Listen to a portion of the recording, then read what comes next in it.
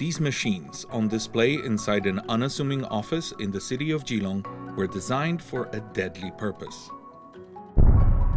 Drones are quickly becoming an integral part of the modern battlefield. In Ukraine, they have been proving their usefulness and potential as a force multiplier. One cheap, well-placed suicide drone can potentially take out a tank worth millions.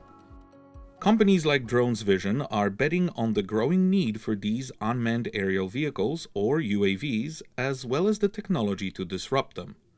Due to the sensitive nature of their work, they did not want to reveal their identities. 那2014年左右，我们就发现有越来越多的无人机就是乱飞，那个时候也没有法规去规定说航道之内不能够飞行。我们觉得说这个将来会是一个很大的问题，也潜在的一个很大的商机，所以我们认为这个是可行的。This futuristic-looking device might remind you of a sci-fi gun, and honestly, you wouldn't be far off. It's a drone jammer that incorporates AI to help it identify its targets.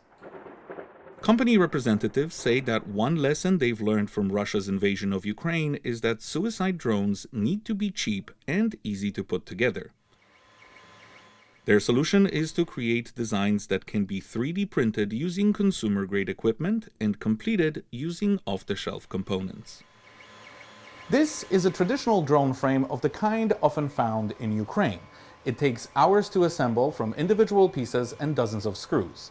This, on the other hand, takes only 15 minutes and was entirely 3D printed on a device much like this one.